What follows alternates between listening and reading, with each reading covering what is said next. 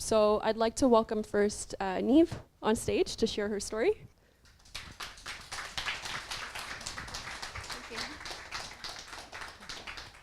Thanks, Christina. Hi, everyone. So I've been asked to sort of cover some specific topics. So the first thing that I was going to speak to you about was how I got diagnosed. So my journey with breast cancer began in February of 2016. It was a freezing cold morning, and I collapsed on the Dundas streetcar on my way to work. And I had been very run down, couldn't just fight off those, typical winter bugs that were making their way around my office, having lots of stomach problems. I knew something was really wrong in my body, but my doctor couldn't get to the bottom of it. I couldn't get to the bottom of it, and then I collapsed. So after delaying many people's morning commute, I left the hospital, being told I hadn't eaten enough for breakfast, but I was spooked. And my mom, who is Irish and sort of has a bit of a spidey sense about these things, was deeply concerned and really believed there was something seriously wrong with me. So her and my father offered to send me to MedCan, which is a private health clinic here in the city. And even though I was only 40 at the time, I received, as part of this super duper physical examination I got there, a mammogram. And very quickly after having that mammogram, I received the call that something was wrong, and I was being referred to Princess Margaret, and I was diagnosed on International Women's Day. So March 8th, 2016, I was diagnosed with stage 2 breast cancer. As my radiation oncologist described it, not the best, not the worst, kind of straight down the middle cancer. So in terms of the treatment that I had, again, it was quite standard for breast cancer. I had what's called multifocal breast cancer, so it was kind of all around my breast. So as a result, I had a mastectomy. I also had chemotherapy. I had 6 rounds of chemotherapy, so every 3 weeks I went for chemotherapy. So it was from May to August. Over the summer of 2016, I did that. And then I had 25 rounds of radiation. So that was in October and November. I went from Monday to Friday for 5 weeks. And I'm now on a drug that's called tamoxifen because I have a hormone-fed breast cancer, or had a hormone-fed breast cancer. So this is a drug that I take to sort of stop that process of the estrogen binding onto something in my body and potentially causing cancer. And I will be on that for another 8 years. So prevention, I know that some things were mentioned here.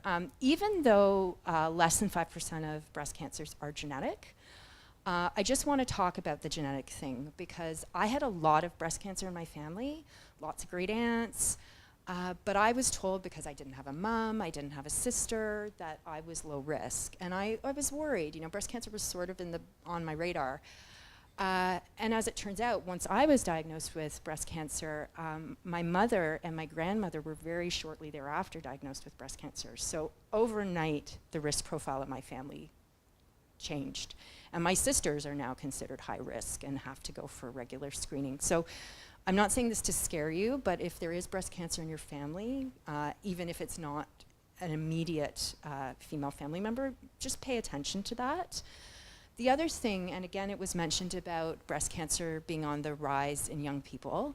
So I think when you're a young woman, I was considered young, being early 40s, and things are happening in your breasts, they can be poo-pooed. So I had, this kind of weird pimple a few years beforehand that everyone poo-pooed and told me was not worth worrying about. And, I'll never know. But I know that the breast cancer that I had was not particularly aggressive. It had been developing for a long time. So that could have been the start of it. And what I didn't know was that as a woman in my 30s, I could insist on a mammogram. They don't start them until you're 50. But if you're concerned about something that's going on in your body, ask for a mammogram. You can do that. And my doctor kind of said after the fact, well, if you'd asked for a mammogram, I would have given you one. So, and just listen to your body. I knew something was wrong, but I didn't know what it was. But, those intuitions that we have in our bodies, listen to them. And even if doctors tell you everything's fine, if you really feel that something's not okay, then don't take no for an answer. The other thing that I would really point out too, and I know it's been mentioned, is drinking.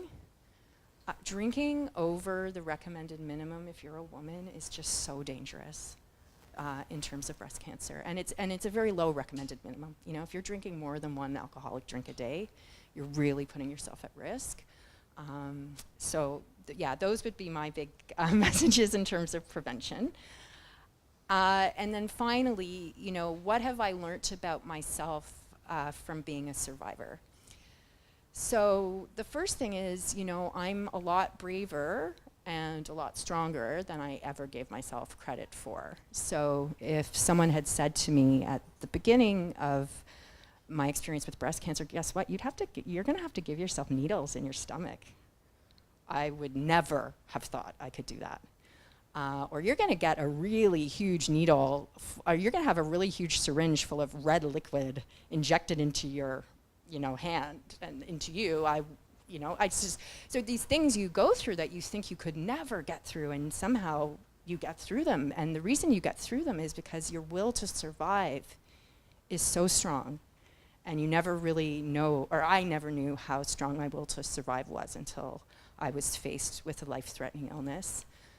I think the other thing that's been an incredible gift from being a survivor of breast cancer, and that's something I would like to point out as well, is this experience is not without its positives. It's a scary thing, but I feel that I have gained so many positive things from the experience.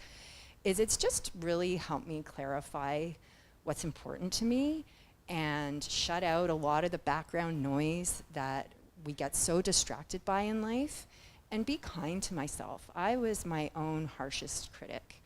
Nothing I did was good enough, real perfectionist, and I've shut a lot of that down. And when it pops up, which from time to time it does, I'm very quickly able to sort of reorient myself and just keep in perspective what is truly important in life. It's made me very focused on being healthy. So I was healthy before, I exercised, I ate fairly well, but I've just kind of taken that up a level because it just helps me feel like I have some control and I'm doing something proactive for my health. So I'm a vegan now, I juice, I do kind of all those cliched things, yoga, but I feel good for it. And I try not to take anything for granted. And I think that most of the time I succeed in that. And then I guess the other thing that how I'd like to close really is I saw this sign on my first day of chemotherapy in Princess Margaret, and it really stuck with me because I think cancer is such a diagnosis that inspires so much terror in people, but really it isn't the death sentence that it once was, and breast cancer in particular is not the death sentence that it once was. The 5-year survival rate for breast cancer is in the high 80% now. Whereas in the 1980s, when I was a child, it was 40%. So what we're seeing is a huge increase in terms of our ability to treat breast cancer successfully, while a huge increase, unfortunately, in the number of people getting it. But as I said, the sign that I saw in the chemo ward, which I just keep in mind, is that cancer is a word, it's not a sentence. And that's what I take with me every day. Thank you.